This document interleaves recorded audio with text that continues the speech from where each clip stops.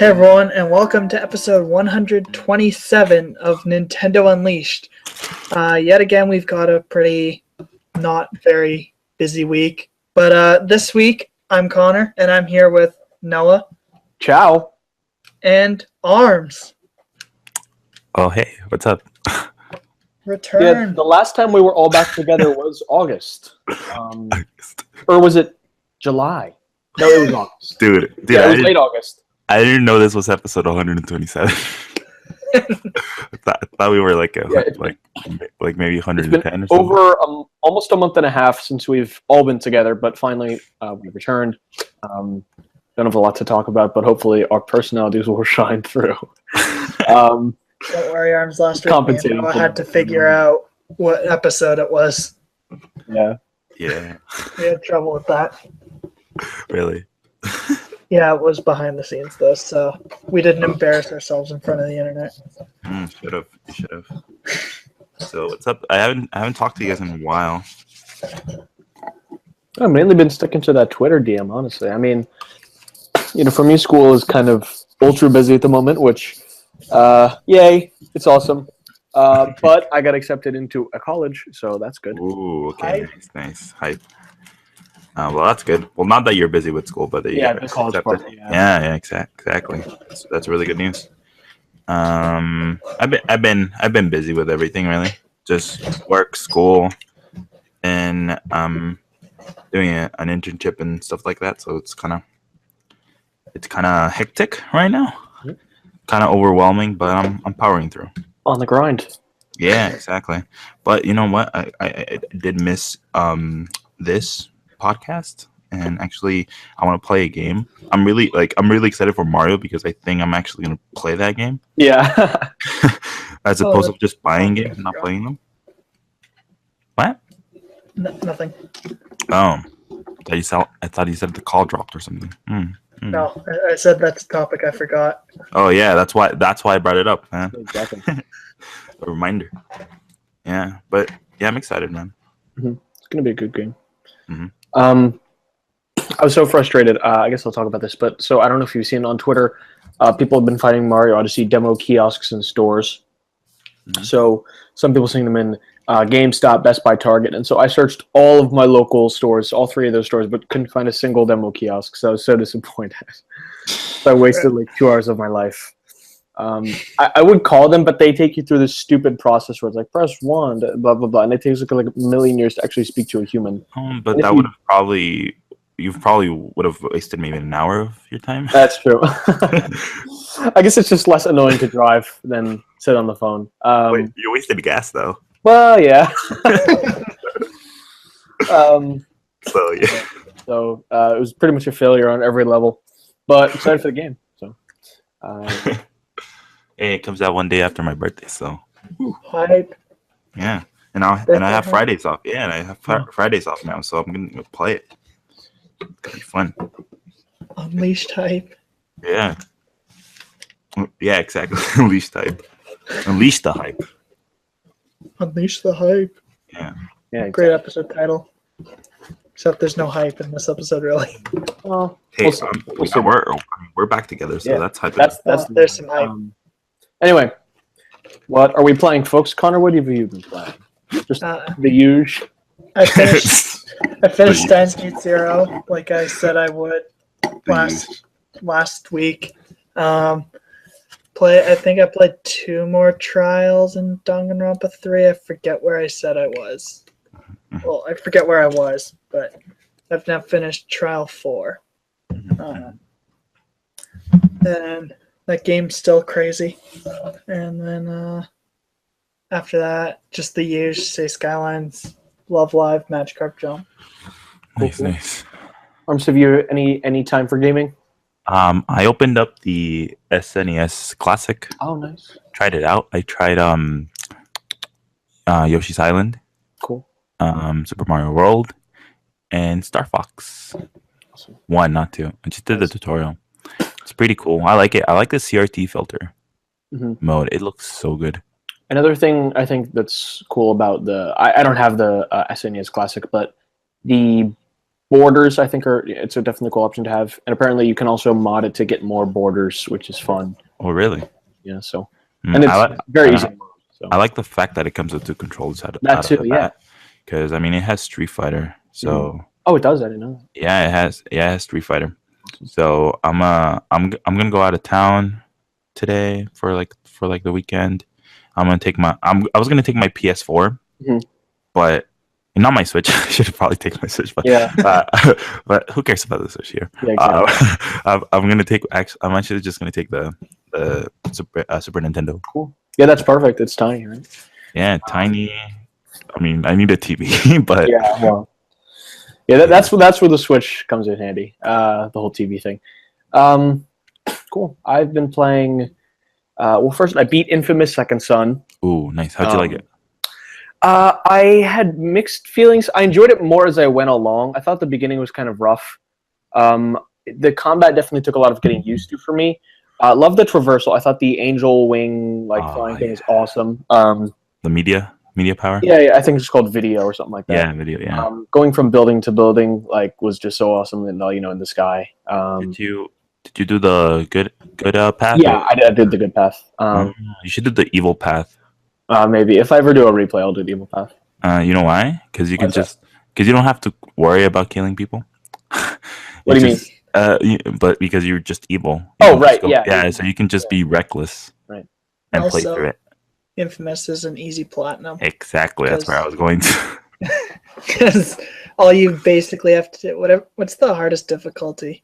I think it's intense or something. I honestly don't remember. Yeah, but you could do that in. It's really easy on when you're doing an evil playthrough. Yeah. Okay. Does the evil make it easier or something? Yeah. Well, you don't have to worry about killing people. Oh, yeah, exactly. Yeah, and I think the hardest mode just takes away the targets. Once you slow down time, kind of. Yeah. Okay. Yeah, it takes away that, so you could just do evil and then just be reckless. Yeah, that's cool. And be on your evil playthrough mode. It was a pretty good game. I'm not sure if I'll play the DLC First Light, but definitely First Light's better, man. I like First better. Light. Yeah, I think it's better. Is it just the neon power? Yeah, it's neon power, but it has some variation to that power itself. Yeah, I might check it out if it's short. Yeah, if it's on sale, man, I would really recommend it. Yeah. So my next PS Plus game I'm actually very excited for, Metal Gear Solid 5. That's a big one. I'm thinking I'm gonna buy the prequel Ground Zeroes, even though it's very short, just so I can get an introduction. Mm-hmm. My only experience with Metal Gear is actually the demo for the Snake Eater on 3DS. But I've always enjoyed stealth games, so I'm sure I'll enjoy it. I've heard not so great things about the story, but I've heard the gameplay is phenomenal, so looking forward to that. Mm. I've also been playing quite a bit of Overwatch. It's funny, I'm kind of late to the party on that game, but I've had it on PS4 for a while, but I just recently started playing with a lot of my friends. The Halloween event is going on right now. I need the Witch Mercy skin more than anything in my life. And I started playing Stardew Valley on Switch. How was it? This was a game, there was sort of a lot of hype for leading up to release. At first, I had a tough time getting into it, but now I'm definitely enjoying it more. The thing I was initially worried about is the game operates on a time system, but it's not real time like Animal Crossing. It's like a in-game timer where one day is maybe 15 minutes or something.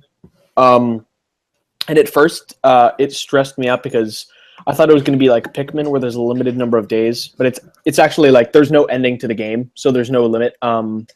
So I'm definitely enjoying it more now that I'm everyone's saying it's supposed to be such a relaxing game, but it was just making me really anxious. It's oh God, am I going to get everything done?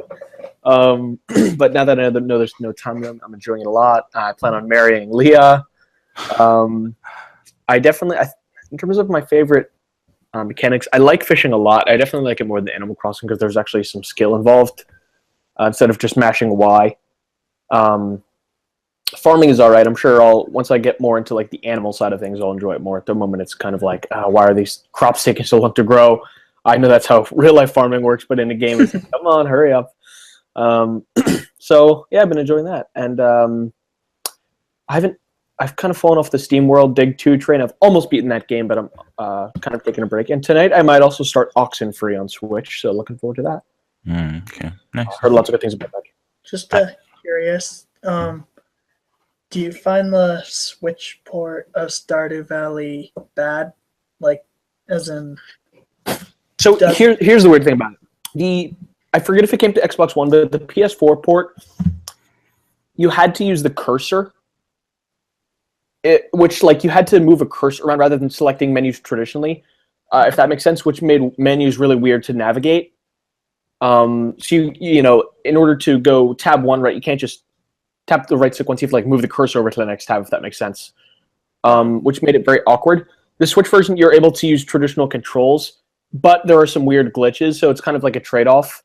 I'm finding that mostly it's a good port. There are issues, but I think it's a fantastic fit for the system, and they've done a good job implementing the traditional controls. So I would say it's a good port, but not an amazing port. And hopefully, luckily, they've been receiving a ton of feedback, and they've been very transparent about what they're working on fixing. So hopefully, it gets better soon. If you're the kind of person who gets like annoyed with these types of glitches, like for instance, one glitch that I had is I accidentally cast my fishing rod indoors, and it froze my character, and I had to start the whole day over, which was frustrating. So if stuff like that you think is going to ruin your experience, maybe wait for like a patch. But aside from weird glitches like that, it's a fantastic port. So.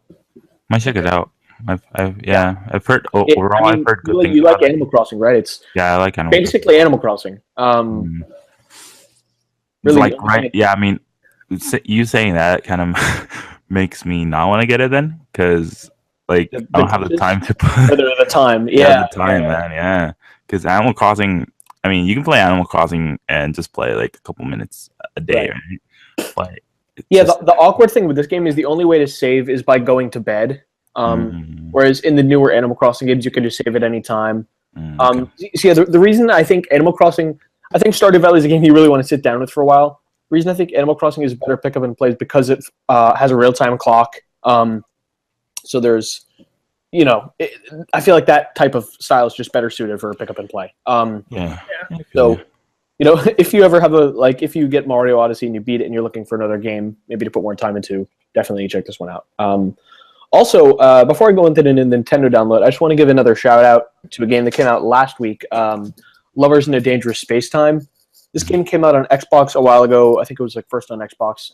It's a couch co-op game, sort of similar, if you guys remember the Wii U game, Affordable Space Adventures that came out a while ago. It wasn't affordable. Yeah, it was like $20 or something. So this game is kind of like that, 1 to 4 players where you're all sort of working together to pilot this spaceship and like running around to the different guns and controls and stuff, and it's crazy. Crazy visuals, and there's like a cool upgrade system and stuff. So if you have a Switch and let's say you have friends to play with, and you Overcooked has been a really popular co-op game. Let's say you beat that, you're looking for something else. I would definitely recommend this game to anyone who likes co-op. I've been having a really good time with friends so far. Okay. Anyway, I will go into the Nintendo download. As always, it's pretty busy. There have been a lot of games releasing, and this week is no different. I haven't gotten to pick anything up yet, but I may do that soon. So first, Switch Retail, 88 Heroes and 98 Heroes Edition, which is an action platformer. It's $30. Switch eShop Wolverblade, I believe this had an appearance in the last Nindy highlight thing. This is like a hand-drawn beat-em-up rooted in British history, so I always think games based on real-life history are kind of interesting. So maybe check that out if you like beat-em-ups. There really haven't been any big beat-em-ups on Switch yet, I think. The Flame in the Flood, I believe this is published by Curve Digital. Very interesting sort of roguelite survival-looking game where I think it's like you and another person, and you're like in this boat on a river. It looks very intriguing. Apparently the port is great. Yono and the Celestial Elephants. This also appeared in the last Nindy Spotlight. It looks like a very Zelda-like game, but you play as an elephant. I don't think I've seen reviews for this one yet. Sometimes Zelda clones can feel kind of like lazy and uninspired, so I'm going to personally wait on this one. But it does look cute.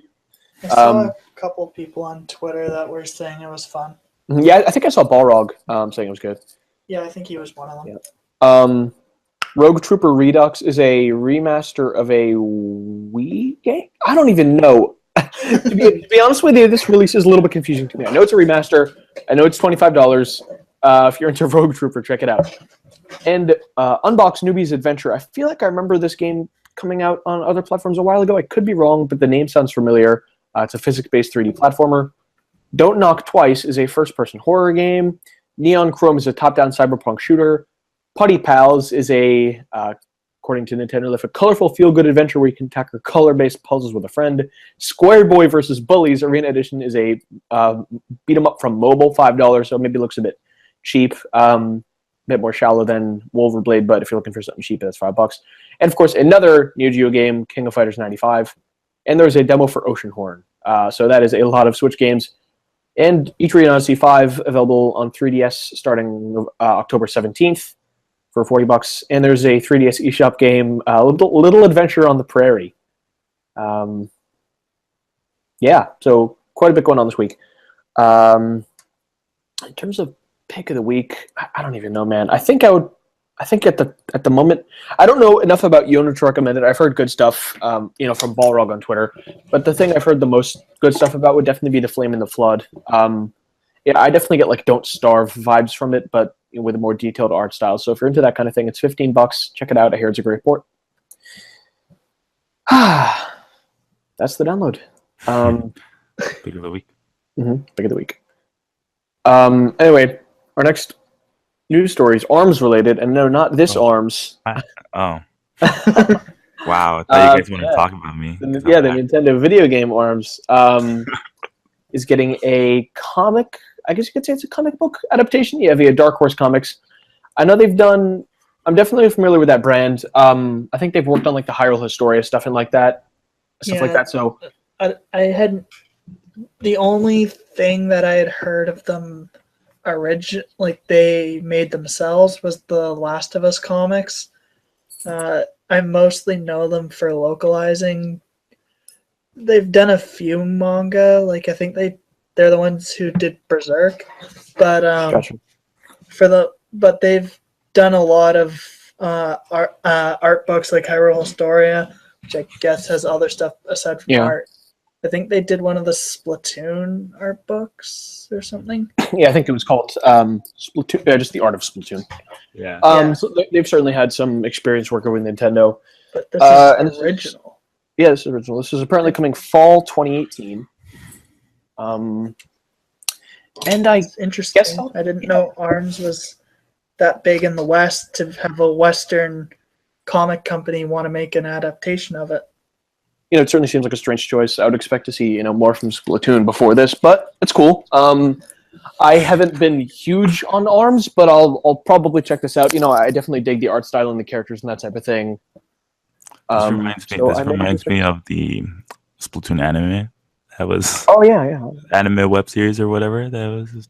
It came out. Remember, everyone was really hyped for it. It's pretty I think so. I feel like that happened like multiple times. It's a blur. It's an adaptation of the Koro comic, so but it wasn't even animated, man. It's like kind of animated, but not really.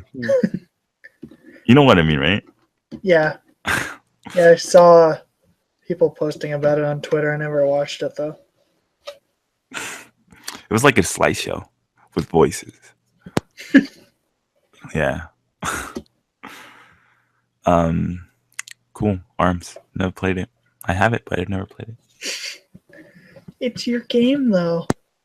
It's you, the game. I remember when it first revealed, we were freaking out. Oh, yeah. I remember that reaction video you made.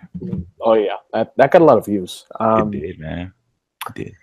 Anyway, Vulpix is coming to Build-A-Bear. I kind of wish it was the Alolan form, but that's okay. Still very cute. I just love the Alolan Vulpix and Ninetales so much. So apparently it contains costumes, a sound chip, and an exclusive trading card. So I know there's been quite a bit of Build-A-Bear Pokemon stuff recently. I think there was an Eevee recently, right? There was Pikachu, Eevee, and according to this article, Meowth was the most recent one. See, there might have been another one that I'm forgetting, but I know for sure Pikachu and Eevee. Right. So I haven't personally checked out any of these promotions, but certainly cool to see that they keep doing. There must be some sort of success there. Clearly, they're very cute, marketable characters, so I'm sure they're hit with the youngsters. According to the article too, there's a Bulbasaur coming, but it was delayed due to a design fault. And should be out in December. Nice. It's kind of weird because out of the Kanto starters, the one that's least like a teddy bear is Bulbasaur. Yeah. Squirtle and Charmander have the general teddy bear shape. Kind of odd. So yeah, cool to see more of these coming. Again, looking at the photos, it looks quite adorable, and it has this adorable little fire cloak hoodie thing. So definitely cool. Not really worth my $30, but hey, it's an option. I remember I did used to enjoy Build-A-Bear quite a bit when I was younger. I always thought the stuffing machine was really cool. I don't know if you guys ever went. Anyway, we have some Mario Odyssey, I guess, news. Basically, the first review was, at this point, officially sort of released from the Edge magazine. They gave it a glowing score, 10 out of 10, and we got some interesting tidbits. Specifically, in the second to last paragraph of this article, I have it up now. They say, though its worlds are more compact, and it's saying Mario in relation to Zelda, it really does earn that Homerian title. Link may have more Korok seeds to find than Mario has moons, but not by many. So this statement has a lot of people, I think, interested, excited, nervous, because if you recall, Breath of the Wild had 900 of these aforementioned Korok seeds. And this article claims that Mario isn't far behind, which is... I know we were expecting a lot of moons, but I don't know if we were expecting like 700, 800 moons. So yeah, this is going to be crazy. At least there's like hints in game for the moons. Unlike Breath of the Wild originally, there was no hints where the Korok seeds were. Yeah, exactly. Yeah, I mean, they eventually added that mask, but even that was not really like a hint system, more of like hot cold, which I don't think is terribly exciting. Yeah, but this has the easy mode, which gives you the arrow. Yeah. It gives you the arrow, and then it also didn't it have like Uncle Amiibo or something that you like scan an amiibo. I think there were. I think they mentioned almost like 3 different characters that would help you and stuff. So there's certainly a lot of hint options. So that's exciting. I remember I've tweeted so many times like I'm getting every moon. It's like I still believe. I was never I never had my heart set on getting all the Korok seeds. I think that's just absurd. But I feel like in this game the moons are a bigger focus than the Korok seeds are in Breath of the Wild. Definitely. And assuming the moons are anything like stars in Mario 64, they're either like tied to fun game levels, or they're just like something that'll take you 5 seconds, like talking to the Toad in the Peach's castle. Yeah. So pretty cool stuff here. And the other thing we've seen from some footage, beating some bosses will give you a bundle of 3 moons. So it's not like you'll be getting every single moon individually. So interesting tidbit there. Another couple things I want to mention from the review. Just some interesting tidbits. Hold on, let me see this. Some of these... Well, first of all, I think they praised the 3D Rumble or something like that. Some of these sequences employ dazzling spiritual tricks, spatial tricks. Others simply benefit from spectacular presentation. A nighttime festival commemorating the Metro Kingdom's origins. Metroid. Or Metro, I'm sorry, I am stumbling today. Metro Kingdoms, which is like New Donk City. Metro Kingdom's origins functions both as a dewy-eyed tribute to Mario's early days and a reminder of just how far he's come since. And the party continues in the post-game, too. Odyssey already feels like the spiritual successor to Mario 64 we never quite got, before a thrilling final throwback, hinted at in a skin-prickling tease some way before the climax, makes the connection more explicit. So it sounds like there's definitely going to be some interesting connection to 64. I'm predicting we'll visit Peach's Castle or something like that. Whatever they do, I'm very excited for it. Yeah, before it's just like how Galaxy 2 had Throwback Galaxy. Oh, God. Yeah, granted, that Galaxy was pretty cool, but hopefully they do something a bit more expensive here. And, I mean, it was like in World 6 or something. Like, it was one of the last worlds, and it was Thwomp's Fortress, which is one of the first levels. So, I mean, it's a level everyone knows, at least, but, like, still, probably should have put that in World 1 or 2. Yeah, I guess since they're mentioning post-game, I guess that sort of helps you flex the difficulty a bit more. But yeah, it was certainly odd to have something like that in one of the last worlds in the game. So yeah, again, this is the first review. I'm not sure when the embargo is for digital reviews, but I'm sure it'll be pretty soon because for games that Nintendo is confident in, which we know they're confident in this, it's a Mario game. They usually release them pretty early on, so it wouldn't surprise me if we start seeing them sometime next week. We'll have to wait and see though. Anyway, moving on, we have an interesting trademark here. Again, this is no solid confirmation of anything. But there has been a trademark from, I believe, from Japan. Yeah, Twitter account trademark bot picked this up, and is, I believe, like I don't know if it's a diagram or it also includes I don't know. Basically, there's a trademark relating to the original Game Boy design, and of course, with the Super Nintendo Mini just coming out, this has a lot of people speculating. Well, are we going to get a Game Boy Mini? Now, this is, I think it was Conor and I, but this is something we discussed a bit on a previous episode, like how would this work? Would this work well, or would this do well at market? And I think we're just going to pose the question now, but this is also going to be our poll, and that is, would you rather get a Game Boy Mini next or an N64 Mini next? For me, I feel like, N64 almost feels like the logical progression, but at the same time, it doesn't really go along with the pixel aesthetic that all of these things have had so far, Yeah. Whereas, so the Game Boy goes with that pixel aesthetic, but at the same time, it's quite the departure in that it would be a handheld, rather than something that hooks up to your TV, which sort of makes it less of a multiplayer thing and more of a single-player thing, which obviously, I mean, you'll still be able to do multiplayer, assuming stuff like Pokemon comes, which is a whole other debate, because we know, Nintendo and Game Freak, there's sort of this weird relationship where sometimes Nintendo's able to use, Pokemon and things, sometimes not. I feel like for something like this, Pokemon would sort of be essential for it to be a hit, just because of how big those games are on the Game Boy. Another weird one is Game Boy Tetris, which again is a game I forget if it's like Ubisoft or EA, but one of them has the rights to it. I think Ubisoft has the console rights and EA has mobile rights or something. Oh, that's so weird. So I guess in this case, I don't actually know what this would count as, if it would count as mobile or console. I'm guessing they would probably count it as mobile, but either way, they would certainly have to do some work there. I know they managed to get the Game Boy version at the Nintendo World Championships recently, so it probably wouldn't be too big of a problem. They I guess managed Pokemon to convince Konami to work with them on the NES Classic, so yeah. you can get Konami to work with you. Right. And I feel like, any company who looks at how big these products are, they probably won't hesitate to jump on board. It's certainly a good cash opportunity. But anyway, I certainly think it's a possibility. Wouldn't surprise me if it comes next holiday. And again, Conor and I talked about this last year, but we feel like because I feel like this thing could be like pretty much probably the same price as the NES Classic, like $60 or maybe even less. And I just feel like if you can ship this thing in a tiny box, it would make such a good like stocking stuffer for Christmas or like a birthday present or something like that. Just like, especially for kids, like it's relatively cheap and it just seems like such a great throwback toy, The only thing I was wondering about is so many mobile game systems and devices have touchscreens these days. Would that throw off the audience? Who knows?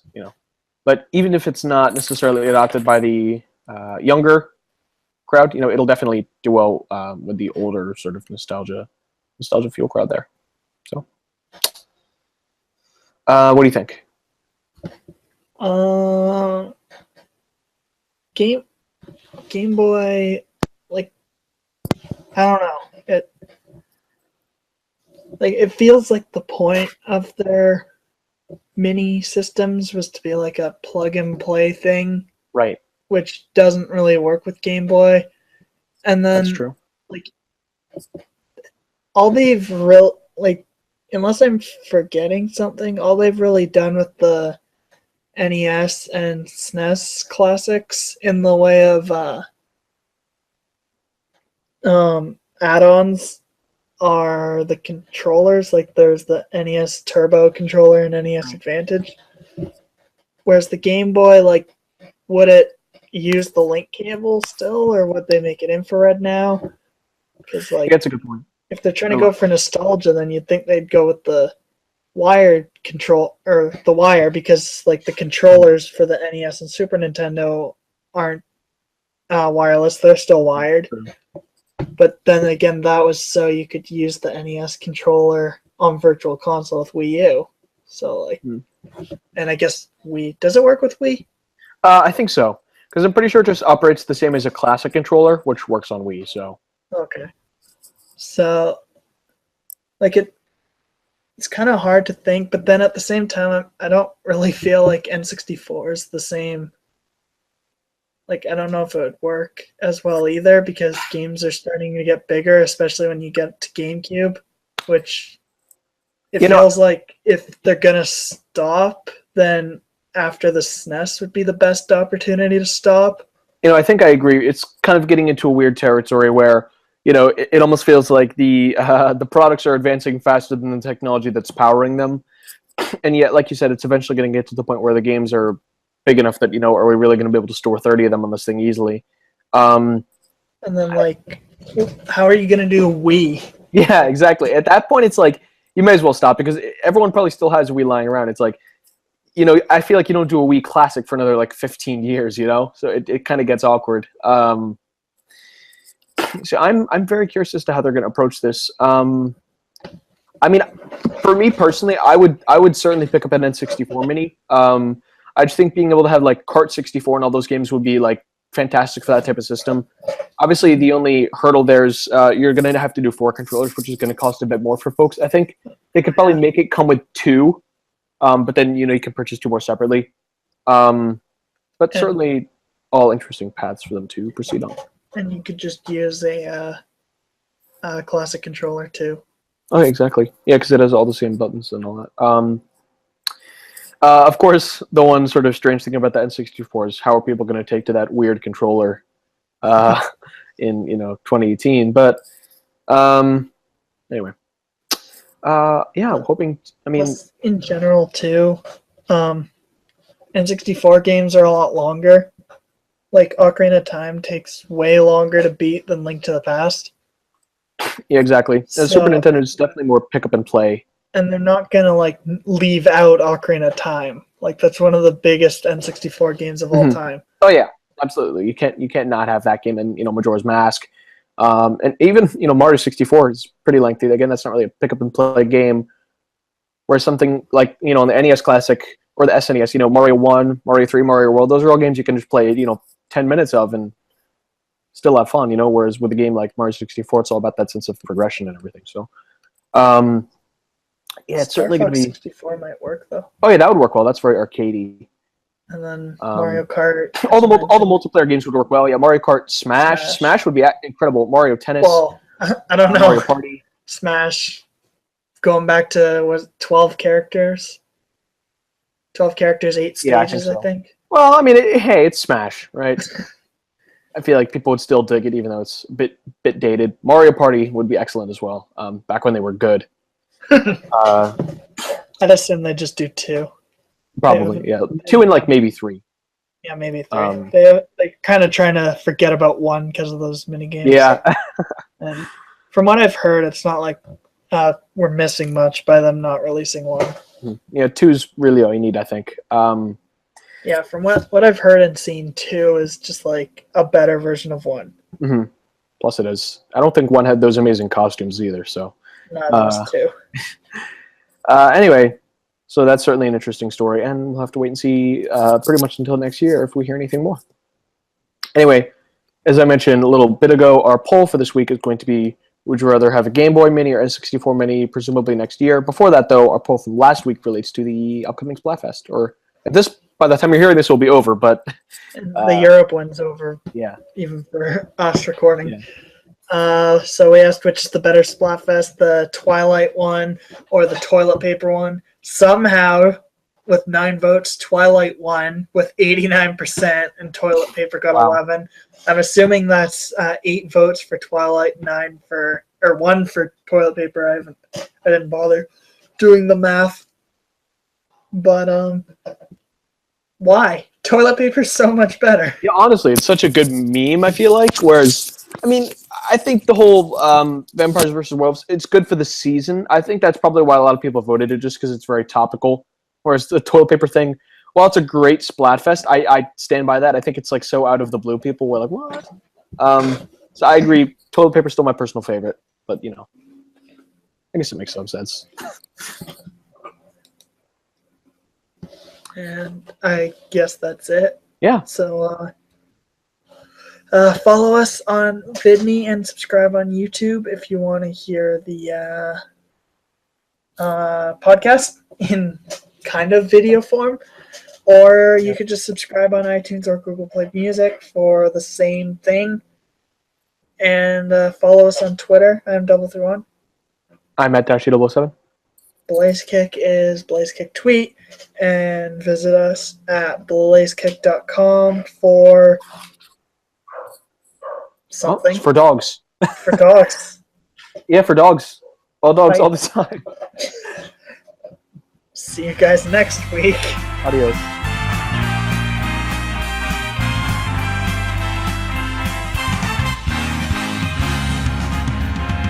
Here we go, off the rails. Don't you know it's time to